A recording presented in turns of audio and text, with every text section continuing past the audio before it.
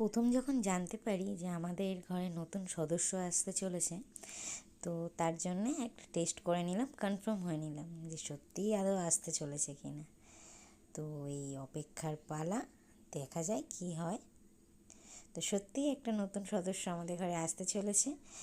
তো এবার ডাক্তারের কাছে যাওয়ার পালা। তো আর দেরি না করে চারজনে মিলে বেরিয়ে পড়লাম, আমি, আমার কর্তা আর ভাইয়ের বউ।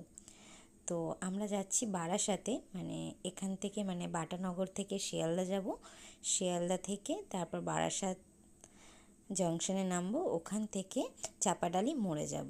তো আপনারা ভাবছেন যে এত দূরে কেন ডক্টর দেখাবো, সত্যি কথা বলতে এখানেও ডক্টর ছিল, কিন্তু আমি আমার একটা মামির থ্রুতে ওইখানে যাচ্ছি। উনি নাকি খুব ভালো ডক্টর। তো চলো, আমরা নেমে গেছি বারাসাতে, এবার টোটো করে যাচ্ছি চাপাডালি মোড়ে। তো যাওয়া যাক। তো ওখানে নেবেই দেখছি বোন দাঁড়িয়ে আছে, মানে মামির মেয়ে, ডক্টরের কাছে নিয়ে যাওয়ার জন্য।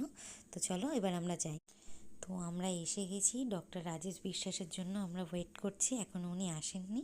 উনি জীবন সুরক্ষা ক্লিনিকে বসে।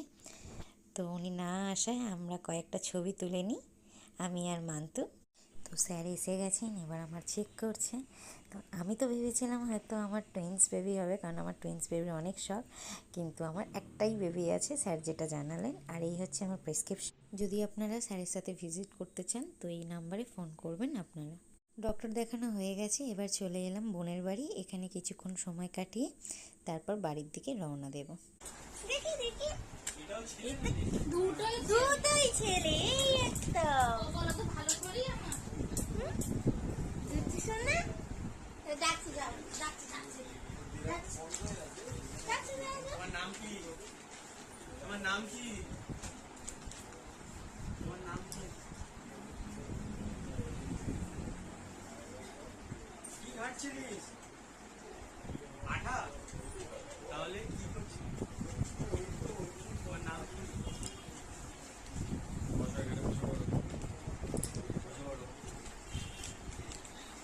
ও কি সুন্দর একটা ওই আরে নোংরা লেগেছিল হাতে। তুমি হাতে ধুয়েছো? হ্যাঁ, তুমি কোথায় ছিলে?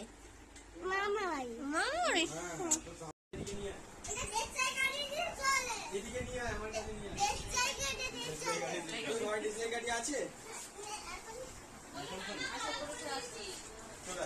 চলে আয়, এদিকে চলে আয়।